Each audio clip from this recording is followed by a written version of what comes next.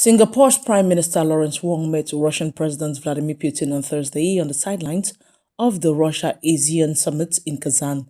Wong said Singapore intends to work closely with Russia to identify practical areas of cooperation with ASEAN, especially as Singapore prepares to chair the bloc next year. He highlighted the country's long-standing relations built on mutual respect and pragmatism. Putin echoed those sentiments, noting constructive dialogue between the two nations and pointing to cooperation in areas such as international information security and economic ties, despite restrictions. The Russia-ASEAN Summit runs June 17 to 19, bringing together leaders from the 11-member Association of Southeast Asian Nations. Russian President Vladimir Putin praised expanding economic cooperation with Vietnam during talks with Prime Minister Lee Min-ho at the Russia-ASEAN Summit in Kazan Thursday. Putin said bilateral trade grew nearly 6% last year, surpassing $6 billion, and continues to rise. He highlighted the country's comprehensive strategic partnership built on friendship, trust, and mutual assistance. Lee Min-ho responded that Vietnam highly values its ties with Moscow, noting relations remain strong despite global changes. He said both sides are ready to define new areas of cooperation and agreed to brief their leadership every 3 months on progress. The Russia-ASEAN Summit runs from June 17 to 19, bringing together leaders from the 11-member bloc to strengthen regional partnerships. Of the Russia-ASEAN Summit in Kazan, praising Vientiane's support for Moscow's relations with ASEAN. Putin highlighted the country's friendship and mutual respect, noting they marked 65 years of diplomatic ties last year and will celebrate 15 years of their strategic partnership this October. Sifandon presented Russia with a symbolic gift, 2 elephants for the Kazan Zoo, on behalf of Laos's president, congratulating the Russian people on Russia Day. Putin expressed gratitude, promising the animals would be well cared for and bring joy to visitors. The Russia-ASEAN Summit runs June 17 to 19, gathering leaders from the 11-member bloc to strengthen regional cooperation.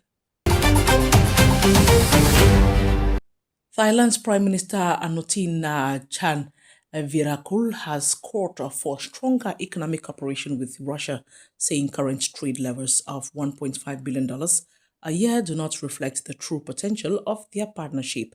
Speaking with President Vladimir Putin at the Russia-ASEAN Summit in Kazan Thursday, Chan Virakul urged greater investment, facilitation, and private sector engagement, stressing Thailand's special relationship with Moscow. Putin highlighted cultural successes, noting dynamic tourism exchanges and landmark events such as the Russian seasons in Bangkok. He said nearly 2 million Russians visited Thailand in 2025, with 850,000 already recorded this year. The Russia-ASEAN Summit, which runs from June 17 to 19, brings together leaders from the 11-member bloc to deepen regional cooperation. Senegalese President Bassirou Diomaye Faye has called on world leaders to turn a landmark UN resolution on the transatlantic slave trade into concrete action. Speaking at a reparatory justice conference in Accra Thursday, Faye said the March resolution marked a major step for universal consciousness, but warned it must not remain symbolic. He urged truth, memory, justice, and shared responsibility, stressing reparations should include recognition of historical truths, restoration of dignity, and the return of African cultural artifacts. The UN resolution, adopted with 123 votes in favor, recognized the trafficking and enslavement of Africans as the gravest crime against humanity. The Accra conference is now focused on moving beyond recognition to practical steps, including compensation, debt relief, and stronger ties with the African diaspora.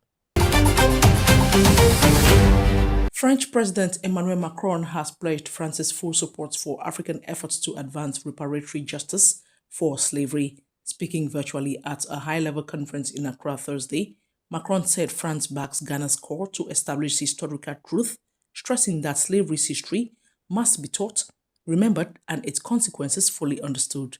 He noted that the first of reparations is the truth and urged partners to pursue recognition, education, memorialization, and the return of looted cultural artifacts. The meeting, hosted by Ghana's President John Dramani Mahama, brought together leaders from Senegal, Namibia, the African Union, CARICOM, and the African diaspora. It follows the UN resolution adopted in March recognizing the transatlantic slave trade as one of the gravest crimes against humanity. Namibian President Netumbo Nandi-Ndaitwah has urged that Africa's demand for reparatory justice over slavery and colonialism be seen as a matter of dignity, not bitterness.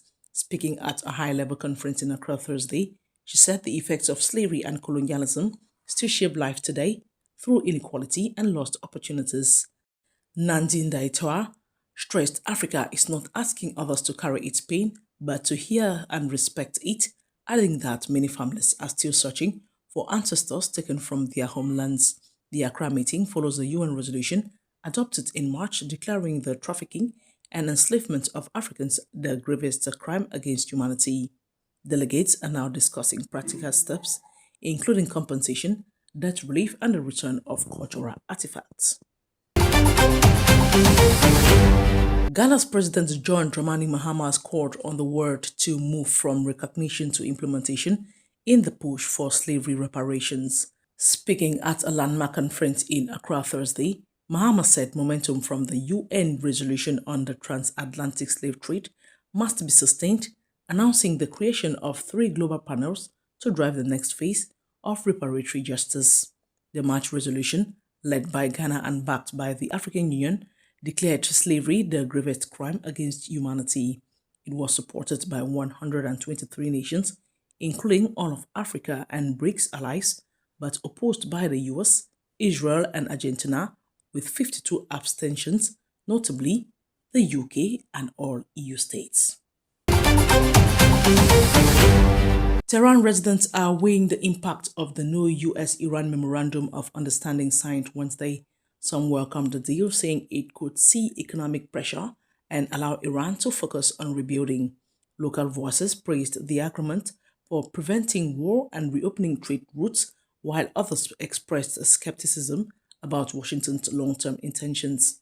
The 14-point memorandum signed by US President Donald Trump, Iranian President Masoud Pezeshkian, and mediated by Pakistan's Prime Minister Shehbaz Sharif calls for an immediate halt to military operations, reopening of the Strait of Hormuz, and lifting of the US naval blockade. It also includes exemptions for Iranian oil exports, steps to unfreeze assets, and a $300 billion reconstruction program, alongside commitments on nuclear non-proliferation. Belarusian President Alexander Lukashenko has condemned a drone attack on a bus carrying children in Russia's Bryansk region, warning that any attempt to draw Belarus into the Ukraine conflict would have serious consequences. Lukashenko claimed evidence showed a Ukrainian-made drone was used, rejecting suggestions the strike may have been staged. He said the bus driver reported seeing several drones flying overhead. The attack on June 17 left 1 person dead and 8 injured, including 6 children. Russia has opened a criminal investigation, calling it a terrorist act, while Belarus lodged a formal protest with Ukraine. Kiev denied involvement, dismissing the allegations as provocation.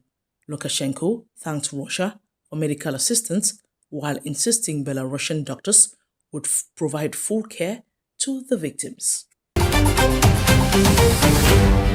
Ukrainian President Volodymyr Zelensky told NATO defense ministers in Brussels Thursday that 15 NATO nations and 12 non-NATO countries are helping supply drones for Ukraine's war effort.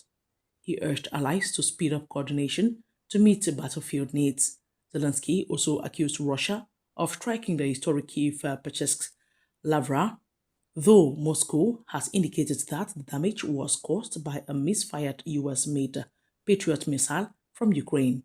Meanwhile, Moscow Mayor Sergei Sobyanin reported that 190 Ukrainian drones targeting the capital were destroyed since the morning, with a fire at a nearby oil refinery contained. Zelensky said Ukraine's long-range strikes are effectively hitting Russian oil facilities, underscoring the escalating drone warfare.